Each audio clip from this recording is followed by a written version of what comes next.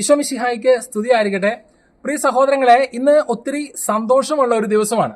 ഇന്ന് പരിശുദ്ധ പിതാവ് ലിയോ 14 പാപ്പ ഇന്ന് സെയിന്റ് പോൾസ് ബസിലിക്ക, വിശുദ്ധ പൗലോസിന്റെ നാമധേയത്തിലുള്ള ബസിലിക്ക സന്ദർശിക്കുകയും ബസിലിക്കയിൽ തന്റെ ചുമതലകൾ ഏറ്റെടുക്കുകയും ചെയ്യുന്ന ഒരു ദിവസമായിരുന്നു. ഇന്ന് നമ്മളോടൊപ്പം ഉള്ളത് ജർമ്മനിയിൽ ജോലി ചെയ്യുന്ന ആൽബിനും ആശയുമാണ്. അവര് വർഷങ്ങളായി ജർമ്മനിയിൽ ജോലി ചെയ്യുകയാണ്. ഏതാനും ദിവസങ്ങൾ റോം സന്ദർശിക്കാൻ വന്നതാണ്. ഇവരുടെ ഇളയ കുഞ്ഞായ അന്നാമരിയയ്ക്കാണ് പരിശുദ്ധ പിതാവ് ആദ്യമായി തൊട്ട് അനുഗ്രഹിച്ച മലയാളി കുട്ടിയാകാനുള്ള ഭാഗ്യം ലഭിച്ചത്. ഒരു അവിസ്മരണീയമായ ഒരു ദിവസമായിരുന്നു ഇന്ന്. ഈ ഒരു ദിവസത്തിന് സാക്ഷ്യം വഹിച്ച ഒരു വ്യക്തി എന്ന നിലയ്ക്ക് ഇവരോടൊപ്പം ഈ ഒരു വീഡിയോ പങ്കുവെക്കുന്നതിൽ ഒത്തിരി സന്തോഷമുണ്ട്. നിങ്ങൾക്ക് ഇന്ന് ലഭിച്ച അവിസ്മരണീയം, നമ്മുടെ പുതിയ പരിശുദ്ധ പിതാവായി തെരഞ്ഞെടുക്കപ്പെട്ടതിന് ശേഷം ഒരു മലയാളി കുഞ്ഞിന് ലഭിക്കുന്ന ആദ്യത്തെ അനുഗ്രഹം, അത് നിങ്ങളുടെ കുഞ്ഞിനെ തേടി എത്തി എന്നുള്ള ഈ ഒരു കാര്യത്തെക്കുറിച്ച്, ഇന്ന് നടന്ന സംഭവത്തെക്കുറിച്ച് നിങ്ങൾക്കൊന്ന് പങ്കുവെക്കാൻ സാധിക്കുമോ? ഞങ്ങൾ ജർമ്മനിയിലാണ് ജോലി ചെയ്യുന്നത്. ഞങ്ങൾ 3-4 ദിവസത്തേക്കായിട്ട് റോം വിസിറ്റ് ചെയ്യാൻ വന്നതാണ്. അപ്പോൾ ഞങ്ങൾ നാളെ പോപ്പിനെ കാണണമെന്നുള്ള ആഗ്രഹത്തിലിരിക്കുമായിരുന്നു. അപ്പോൾ ഇന്ന് അപ്രതീക്ഷിതമായി ഞങ്ങൾ സെന്റ് പോൾ ബസിലിക്ക വിസിറ്റ് ചെയ്യാൻ പോയപ്പോൾ അവിടെ പോപ്പ് വരുന്നുണ്ടെന്ന് അറിഞ്ഞു. അപ്പോൾ ഞങ്ങൾക്ക് അതിൽ ബസിലിക്കയിൽ പ്രവേശിക്കാനുള്ള ഭാഗ്യം ലഭിച്ചു. അതായത് ബുധനാഴ്ച പരിശുദ്ധ പിതാവ് ആദ്യമായിട്ട് പൊതു കൂടിക്കാഴ്ച, പബ്ലിക് ഓഡിയൻസ് നടത്തുന്നത്. അപ്പൊ അതില് ഒന്ന് ചെന്ന് കണ്ട് പാപ്പായെ ഒരു നോക്ക് കാണാൻ സാധിക്കുമോ എന്നുള്ള, ഇവര് കഴിഞ്ഞ ദിവസം വന്ന ദിവസം മുതൽ ചോദിക്കുന്ന ഒരു കാര്യമായിരുന്നു, പാപ്പായെ ഞങ്ങൾക്ക് ഒരു നോക്ക് കാണാൻ സാധിക്കുമോ എന്നുള്ളത്. ആ ഒരു സാഹചര്യത്തിലാണ് ഇന്ന് യാദൃശികമായി വിശുദ്ധ പൗലോസിന്റെ നാമധേയത്തിലുള്ള ബസിലിക്ക കാണാനായിട്ട് പോയതാണ്, അല്ലെ? അവിടെ ജസ്റ്റ് പാപ്പായെ കാണാൻ പോയതല്ല, ബസിലിക്ക സന്ദർശിക്കാനായിട്ട് അവർ പോയതാണ്. ആ സമയത്താണ് ഈ ഒരു അവിസ്മരണീയമായ ഭാഗ്യം ഇവരെ തേടിയെത്തിയത്. അപ്പോൾ അവിടെ ചെന്നിട്ട് എന്ത് സംഭവിച്ചു? ഞങ്ങൾക്ക് ബസിലിക്കയിൽ പ്രവേശിക്കാനുള്ള ഭാഗ്യം ലഭിച്ചു. അതുപോലെ തന്നെ നിങ്ങൾ അവിടെ ചെന്ന സമയത്ത് ബസിലിക്കയിൽ പ്രവേശിക്കാൻ സാധിക്കുമായിരുന്നോ? ഞങ്ങള് അവിടെ ചെന്ന സമയത്ത് ക്ലോസ് ചെയ്തിരുന്നു എന്ന് പറഞ്ഞു. ഞങ്ങൾ ചെന്ന ആ സമയത്താണ് ക്ലോസ് ചെയ്തത്. അപ്പോൾ ആളുകൾ ഒത്തിരിയോട് ചോദിക്കുന്നുണ്ടായിരുന്നു എന്താണ് ഇവിടെ ക്ലോസ് ചെയ്യുന്നതെന്നെല്ലാം. അപ്പോൾ ഞങ്ങൾ പറഞ്ഞു, അന്ന് പിന്നെ നമുക്ക് അടുത്തുള്ള വേറൊരു പള്ളിയിൽ പോയി അവിടുത്തെ കുറച്ച് മാർട്ടിയേഴ്സിൻ്റെയും ഉള്ള കബറിടങ്ങളും കാര്യങ്ങളൊക്കെ കണ്ടിട്ട് തിരിച്ചു വരുമ്പോഴേക്കും ഇത് തുറന്നിട്ടുണ്ടാവും, അന്നേരം നമുക്ക് വന്ന് കാണാമെന്ന് പറഞ്ഞുകൊണ്ട് ഞങ്ങൾ മുന്നോട്ടേക്ക് പോവുകയായിരുന്നു. അങ്ങനെ ഏകദേശം 3 മണിയോടുകൂടി ഞങ്ങൾ തിരിച്ച് ഈ ബസിലിക്കയിൽ വന്നു.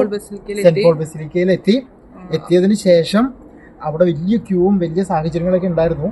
പക്ഷേ ഒരു മലയാളി വൈദികന്റെ ഒരു സാന്നിധ്യം ഞങ്ങളുടെ കൂടെ ഉണ്ടായിരുന്നുകൊണ്ട് അച്ഛൻ്റെ സഹായത്തോടു കൂടി ഞങ്ങൾക്ക് ഈ ഒത്തിരി ക്യൂവിലൊന്നും നിൽക്കാണ്ട് ഞങ്ങൾക്ക് ഡയറക്റ്റായിട്ട് ബസിലിക്കയുടെ അകത്ത് പ്രവേശിക്കാനായിട്ട് സാധിച്ചു. അതായത് ഇവര് മറ്റു സ്ഥലങ്ങളിലൊക്കെ പോയി 3 മണിയോടുകൂടെ ബസിലിക്ക തുറക്കും എന്നുള്ള ഒരു അറിവ് ഉണ്ടായതിനാൽ ഇവര് ആ സമയത്ത് നമുക്ക് തിരിച്ചു വന്നു. 3 മണിയോടുകൂടെ ആ ബസിലിക്കയിലേക്ക് തിരിച്ചു വന്നപ്പോൾ പരിശുദ്ധ പിതാവിന്റെ സന്ദർശനം അവിടെ നടക്കുകയാണ് എന്നുള്ള ഒരു കാര്യം അപ്പോഴാണ് നിങ്ങൾ അറിഞ്ഞത്. അപ്പോഴാണ് ഞങ്ങൾക്ക് മനസ്സിലായത് തിരഞ്ഞെടുക്കപ്പെട്ട പുതിയ പാപ്പ അങ്ങോട്ട് വരുന്നുണ്ടെന്നുള്ള കാര്യം ഞങ്ങൾ അറിഞ്ഞത്. എങ്കിൽ പോലും ഞങ്ങൾക്ക് അകത്തേക്ക് കയറാൻ പറ്റുമെന്നോ അടുത്തേക്ക് പോകാൻ പറ്റുമെന്നോ ഇങ്ങനെ ഒരു ബ്ലെസ്സിങ് ഡയറക്റ്റ് കിട്ടുമെന്നോ ഞങ്ങളുടെ ചിന്തയിൽ പോലും ഉണ്ടായിരുന്നില്ല. ഞങ്ങൾക്ക് അവിടെ ചെന്നപ്പോൾ അങ്ങനെ അകത്ത് പ്രവേശിക്കാനുള്ള ഒരു ഭാഗ്യം ലഭിച്ചു. അതുമാത്രമല്ല, പിതാവ് പോപ്പ് പോകുന്ന നടുവിലൂടെ പോകുന്നതിന്റെ തൊട്ടടുത്ത് തന്നെ ഞങ്ങൾക്ക് സീറ്റ് ലഭിക്കുകയും ചെയ്തു. അപ്പോൾ ആദ്യം അങ്ങോട്ട് ആൾത്താരയിലേക്ക് പോകുന്ന സമയത്ത് മൂത്ത മകൻ ഡാനിയിൽ പാപ്പ എന്ന് വിളിച്ചപ്പോൾ നോക്കുകയും കൊച്ചിനെ ദൂരെ വെച്ച് കൈകൊണ്ട് അതായത് പോകുന്ന വഴിക്ക് കുട്ടി പാപ്പ എന്ന് വിളിച്ചു. അപ്പൊ പെട്ടെന്ന് പാപ്പായുടെ ശ്രദ്ധയിൽ ഇവര് പെട്ടു. അപ്പൊ കുഞ്ഞിനെയൊക്കെ കണ്ടപ്പോ കൈകൊണ്ട് നിങ്ങൾ കുഞ്ഞിനെ ഉയർത്തിപ്പിടിച്ചിരുന്നു. അപ്പൊ പാപ്പ കൈകൊണ്ട് ആശീർവാദം നൽകി. അതിനുശേഷം ലിറ്റർജിക്ക് ശേഷം പോപ്പ് തിരിച്ചു വരുന്ന വഴിക്ക് കൈകൊണ്ട് കൊച്ചിനെ ഉയർത്തിപ്പിടിച്ചപ്പോൾ ഞങ്ങൾ അടുത്തേക്ക് വരികയും കുഞ്ഞിനെ കൈകൊണ്ട് തൊട്ട് ബ്ലെസ് ചെയ്യുകയും ചെയ്തു. അതായത് പരിശുദ്ധ പിതാവ് അങ്ങോട്ടേക്ക് അൾത്താരയിലേക്ക് പോയ സമയത്ത് പരിശുദ്ധ പിതാവിനെ കൊച്ചു പിടിച്ചു. ആ സമയത്ത് ഇവർ കൈകൊണ്ട് തന്നെയുള്ള ഒരു ആശീർവാദം പരിശുദ്ധ പിതാവ് നൽകിയിരുന്നു.